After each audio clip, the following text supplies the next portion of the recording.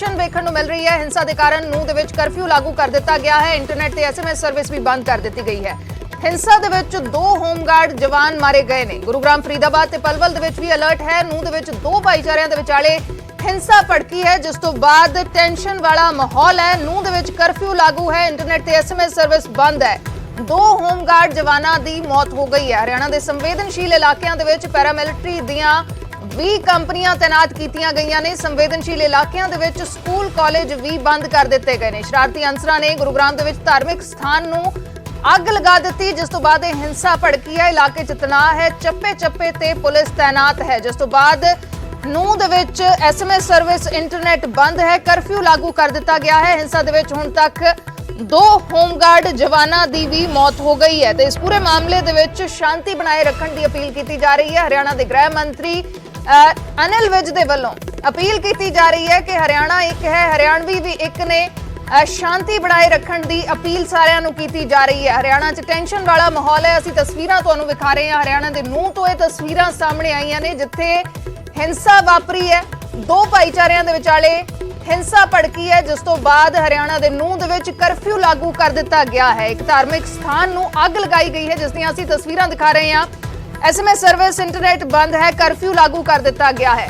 अंकित दुदानी मेरे सहयोगी इस वेले जुड़े हुए ने। अंकित, क्या कुछ स्थिति है इस वक्त हरियाणा में? अभी की क्या स्थिति है? बिल्कुल, अभी की अगर स्थिति की बात की जाए तो मेवात में कहीं ना कहीं अभी शांति है। मेवात में जहां दंगा भड़का था वहां अभी शांति है, क्योंकि रात भी दोनों पक्षों में बातचीत हुई है और डीसी जो है वहाँ प्रशांत पवार, उनके सामने बैठा करके बातचीत हुई है।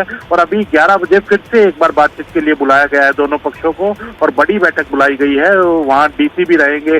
SP जो है भिवानी के नरेंद्र बिजारनिया, उनकी स्पेशल ड्यूटी लगाई गई है वहाँ, क्योंकि वहाँ के जो SP वरुण सिंगला थे वो अभी छुट्टी पर चल रहे थे, तो अभी नरेंद्र बिजारनिया है, उनकी ड्यूटी लगाई गई है। तो कहीं ना कहीं अभी वहाँ जो नूह के अंदर मामला है वो शांत है। लेकिन दूसरों जगह की बात करें तो कल जिस तरह से रात में सोना के अंदर दंगे भड़क गए थे, जो पास ही का इलाका पड़ता है, और सुबह की अगर बात करें तो गुरुग्राम के अंदर भी एक जिस तरह से धार्मिक स्थान को आग लगा दी गई है।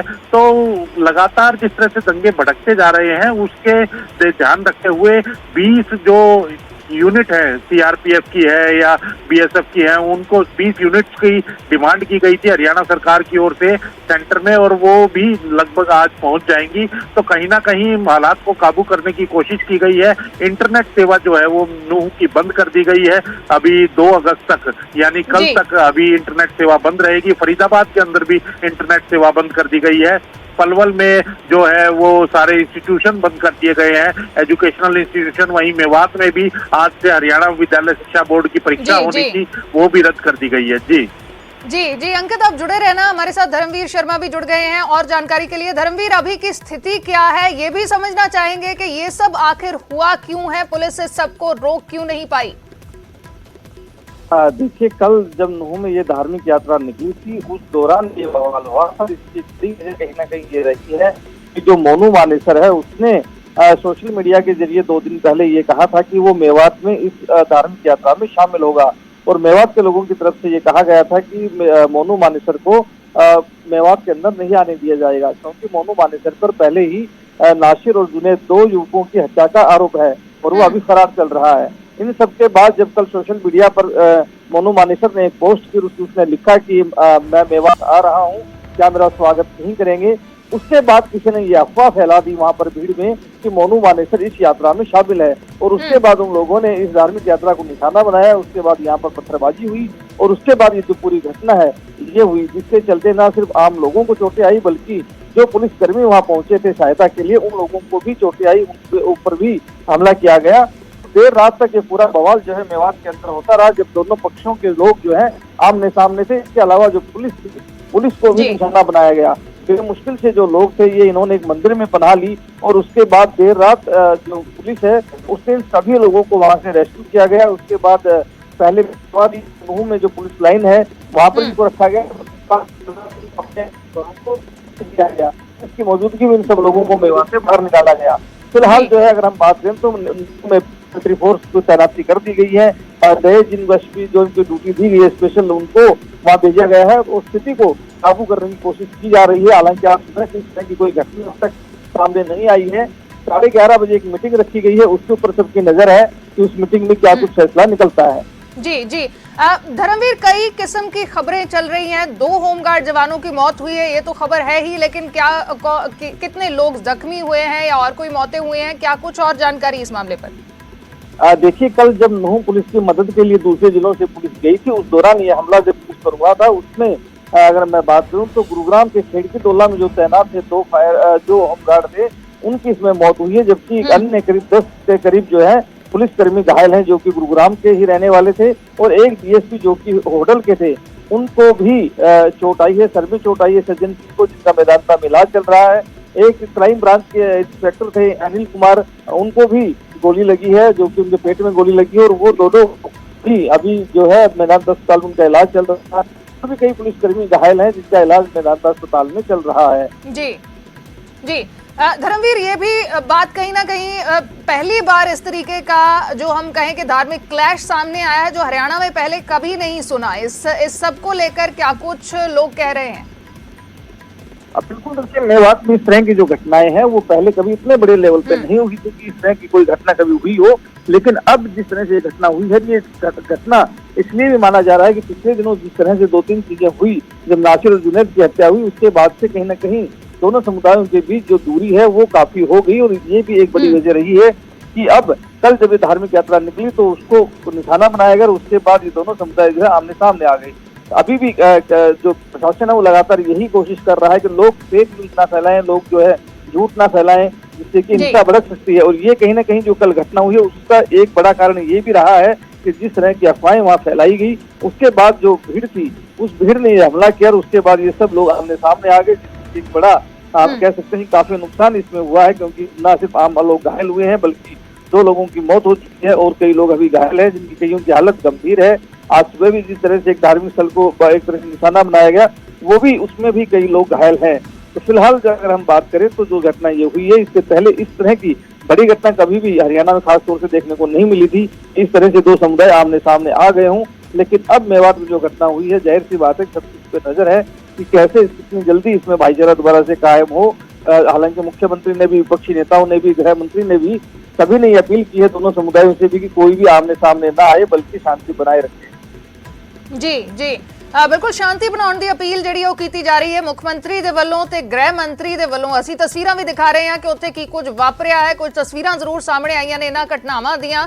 ਤਾਂ ਮੇਰੇ ਸਹਿਯੋਗੀ ਧਰਮਵੀਰ ਪੂਰੀ ਜਾਣਕਾਰੀ ਦੇ ਰਹੇ ਸੀ। ਅੰਕਿਤ ਦੁਦਾਨੀ ਇਸ ਤੋਂ ਪਹਿਲਾਂ ਜੁੜੇ ਹੋਏ ਸੀ। ਹਰਿਆਣਾ ਦੇ ਨੂੰਹ ਦੇ ਵਿੱਚ ਹਾਲਾਤ ਟੈਨਸ਼ਨ ਵਾਲੇ ਇਸ ਵੇਲੇ ਬਣੇ ਹੋਏ ਨੇ। ਕਰਫਿਊ ਲਾਗੂ ਹੋ ਚੁੱਕਿਆ ਹੈ, ਇੰਟਰਨੈਟ ਤੇ SMS ਸਰਵਿਸ ਬੰਦ ਕਰ ਦਿੱਤੀ ਗਈ ਹੈ। 2 ਹੋਮਗਾਰਡ ਜਵਾਨਾਂ ਦੀ ਮੌਤ ਹੋਈ ਹੈ। ਕਰੀਬ 10 ਤੋਂ 15 ਜਿਹੜੇ ਪੁਲਿਸ ਕਰਮੀ ਨੇ ਉਹ ਜ਼ਖਮੀ ਹੋਏ ਨੇ। ਪੁਲਿਸ ਤੇ ਵੀ ਹਮਲਾ ਕੀਤਾ ਗਿਆ ਹੈ ਭੜਕੀ ਹੋਈ ਭੀੜ ਦੇ ਵੱਲੋਂ। ਗੁਰੂਗ੍ਰਾਮ, ਫਰੀਦਾਬਾਦ ਤੇ ਪਲਵਲ ਦੇ ਵਿੱਚ ਵੀ ਅਲਰਟ ਹੈ। 2 ਭਾਈਚਾਰਿਆਂ ਦੇ ਵਿਚਾਲੇ ਇਹ ਹਿੰਸਾ ਦਾ ਐਸਾ ਮਾਮਲਾ ਹਰਿਆਣਾ 'ਚ ਪਹਿਲੀ ਵਾਰ ਵੇਖਣ ਨੂੰ ਮਿਲਿਆ ਹੈ। ਮੇਰੇ सहयोगी अंकित दुदानी अजय भी जुड़े हुए हैं। अंकित, क्या कुछ अभी कदम सरकार की तरफ से उठाए जा रहे हैं?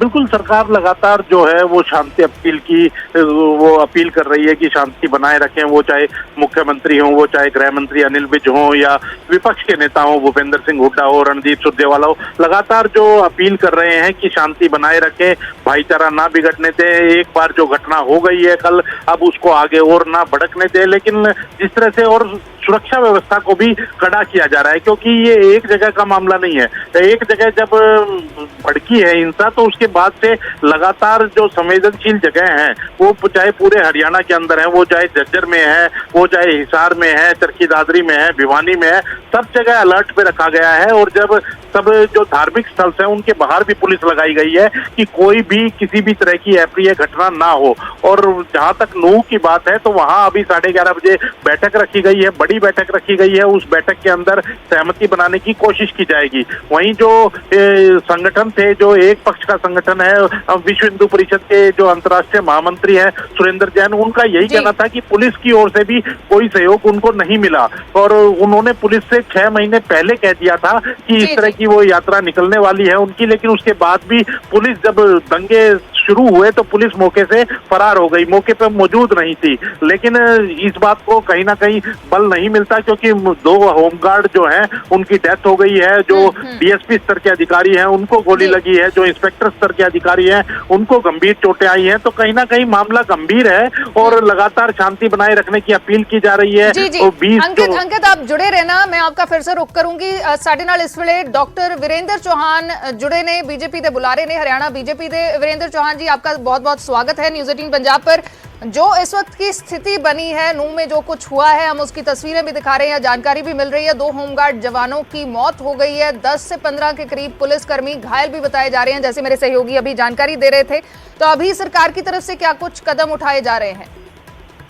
देखिए, सरकार की पहली प्राथमिकता यही है कि वहाँ जो सामाजिक सौहार्द है वो बनाया जाए, तनाव को न्यूनतम पर लाया जाए, और इसके साथ हम ये सुनिश्चित करेंगे, जो कि साथ साथ चलने वाला काम है, कि इस माहौल के लिए जो जिम्मेदार लोग हैं, जिन्होंने हिंसा की है, उपद्रव किया है, दंगे किए हैं, उनको आइडेंटिफाई करके उनके खिलाफ एग्जाम्पलरी, एकदम जिसका उदाहरण दिया जा सके, ऐसी सख्त कार्रवाई की जाए।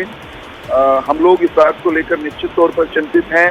चिंता पहले भी थी और इस घटना के बाद ये चिंता हम सबके मनों में और ज़्यादा है कि ये जो टेंडेंसी है पथराव करना, किसी समुदाय के धार्मिक जो प्रोसेशन है उनको न निकलने देना, ये प्रवृत्ति जो है ये हरियाणा में और मेवात में, जो मेवाती क्षेत्र है जहां इस तरह की घटनाएं पहले भी हुई हैं, ये प्रवृत्ति बढ़ रही है। इस प्रवृत्ति को पर अंकुश कैसे लगाया जाए? जो लोग इतने असहनशील हो गए हैं, जिनसे दूसरे समुदाय के की धार्मिक यात्राएं, शांतिपूर्ण धार्मिक यात्राएं सहन नहीं होती हैं, या जो लोग ऐसी यात्राओं को, ऐसे कार्यक्रमों को डिस्टर्ब करने के लिए योजनाएं बनाते हैं, षड्यंत्र रखते हैं, हम उन पर सख्त कार्रवाई करना सुनिश्चित करेंगे। नजीर बने ऐसी कार्रवाई की जाएगी। जी जी वीरेंद्र चौहान जी, काफी तरीके के सवाल भी कहीं ना कहीं उठ रहे हैं। हालांकि इस पूरे मामले में पुलिस ने कोशिश की रोकने की, पुलिस पर भी हमला किया गया, लेकिन जिस तरीके से वीडियोस वायरल हुई, जिस तरीके से अफवाहें फैलाई गई, तो पुलिस का खुफिया तंत्र आपको लगता है कि कहीं उस तरीके से काम नहीं कर पाया? इन सब चीज़ों को पहले भी रोका जा सकता था, या इसमें कोई हम कहें कि चौकन्ना रहा जा सकता था? निश्चित तौर पर इस बात की तहकीकात, पड़ताल, तफ्तीश होगी कि प्रशासनिक स्तर पर, पुलिस के स्तर पर, खुफिया एजेंसियों के स्तर पर कहीं चूक हुई है क्या। जिससे चूक हुई होगी उससे हिसाब मांगेंगे, लेकिन अभी हाल प्राथमिकता इस बात की है कि वहाँ की स्थिति को सामान्य किया जाए। सामान्य स्थिति बहाल होने के बाद हम जो भी दुष्ट और शैतान हैं, जिन्होंने गड़बड़ की है, जिन्होंने कानून तोड़ा है, जिन्होंने कानून को हाथ में लेकर के वहाँ के माहौल को खराब करने की कोशिश की है, हम उनको निश्चित तौर पर दंडित करेंगे। एक बात शीशे की तरह साफ है कि एक शांतिपूर्ण यात्रा जो वहाँ परंपरागत रूप से न जाने कितने सालों से चलती आ रही है, वो निकल रही थी, और बिना किसी उकसावे के उस यात्रा पर सुनियोजित ढंग से पथराव किया गया, बाद में आगजनी हुई, तोड़फोड़ हुई। ये सहन करने योग्य स्थिति नहीं है। ये किसी भी रूप में हरियाणा में इसकी पुनरावृत्ति न हो, हमें ये सुनिश्चित करना पड़ेगा। ये हमारा दायित्व भी है। इस जिम्मेदारी से सरकार जो है वो कहीं भाग नहीं सकती। जी जी वीरेंद्र चौहान जी, एक और सवाल, क्या कोई पुख्ता डेटा आपको अभी तक मिला है? 2 होमगार्ड जवानों की मौत हुई है, 10 से 15 पुलिसकर्मी घायल बताए जा रहे हैं। जो वहां पर लोग थे, जो प्रोसेशन में शामिल थे, या जो घटनाएं उसके बाद में हुई हैं, क्या कोई और ऐसी कैजुअलिटी हुई है? क्या कुछ आपको डेटा मिला है? मेरे पास इसके अतिरिक्त कोई डेटा या आंकड़े नहीं है, लेकिन देर रात्रि तक भी जब हम सूचनाएं जुटा रहे थे, बहुत सारे लोगों के यहाँ वहाँ सुरक्षित स्थानों पर फंसे होने की, अलग अलग गाँवों में जिन्हें समाज के लोगों ने बचाया है दंगाइयों से, उसकी जानकारियाँ मिल रही थी। लोग सक्रियता से, शासन भी, समाज के लोग भी, सामाजिक संगठन भी उन पीड़ितों, प्रताड़ितों की मदद में सक्रिय थे। यही प्रार्थना हम तो ईश्वर से भी करते हैं कि कोई और। जी जी हेलो जी जी मूल बात यह है, फिलहाल हमारी प्राथमिकता स्थिति को नियंत्रित करना है, और हमारे लिए निश्चित तौर पर ये नए सिरे से सोचने का विषय है कि ये जो पत्थरबाजी का अंदाज है, जो कि जिसका मूल मैं नहीं मानता कि वो हरियाणा हो सकता है। मेवात में पिछले दिनों में नए सिरे से जो वहाँ के मुसलमानों में कट्टरपंथ को बढ़ावा देने वाली हरकतें हुई हैं और पूर्व की सरकारों ने उनको संरक्षण दिया, शय दिया है। हमारा तो ये भी आरोप है कि वहाँ के जो प्रतिपक्ष के कांग्रेस के विधायक हैं, उनकी गतिविधियां वो भी इस तरह के माहौल को बढ़ावा देने वाली रही हैं। लेकिन राजनीतिक बात बाद में हो सकती है, मूल बात आज यही है कि स्थिति वहाँ की सामान्य हो और जिसने भी गड़बड़ की है, जिसने भी उपद्रव किया है, उसे कानून की छड़ी से उसको नापा जाए, उसका हिसाब किताब लिया जाए। जी जी, चलिए शुक्रिया वीरेंद्र चौहान जी जुड़ने के लिए। तो हरियाणा बीजेपी ਦੇ ਬੁਲਾਰੇ ਸਾਡੇ ਨਾਲ ਜੁੜੇ ਸੀ, ਜੋ ਕਹਿ ਰਹੇ ਨੇ ਕਿ ਸਾਡਾ ਜਿਹੜਾ ਮੁੱਢਲਾ ਇਸ ਵੇਲੇ ਜਿਹੜਾ ਪਹਿਲਾ ਕਦਮ ਹੈ ਜਾਂ ਪਹਿਲੀ ਸਾਡੀ ਮਨਸ਼ਾ ਹੈ ਉਹ ਇਹ ਹੈ ਕਿ ਸ਼ਾਂਤੀ ਬਣਾਈ ਜਾਵੇ, ਇਸ ਸਥਿਤੀ ਨੂੰ ਕਾਬੂ ਦੇ ਵਿੱਚ ਕੀਤਾ ਜਾਵੇ। ਨੂੰਹ ਦੇ ਵਿੱਚ ਕਰਫਿਊ ਲਗਾਇਆ ਗਿਆ ਹੈ, SMS ਸਰਵਿਸ ਬੰਦ ਹੈ, ਇੰਟਰਨੈਟ ਸੇਵਾਵਾਂ ਬੰਦ ਨੇ। ਤਾਂ ਇਹ ਸਥਿਤੀ ਹੈ ਇਸ ਵੇਲੇ हरियाणा ਦੇ ਨੂੰਹ ਦੇ ਵਿੱਚ। अंकित दुदानी मेरे सहयोगी लगातार जुड़े हुए हैं। अंकित, बीजेपी के जो बुलारे हैं हम उनको सुन रहे थे, जो कह रहे थे कि कोशिशें ये हो रही हैं कि शांति कहीं ना कहीं बहाल की जाए और जो स्थिति है उसको कंट्रोल किया जाए, लेकिन अभी भी जो आंकड़े हैं अभी तक पुख्ता तौर पर नहीं पहुंच पा रहे कि आखिर वहां पर क्या क्या कैजुअलिटीज हुई हैं।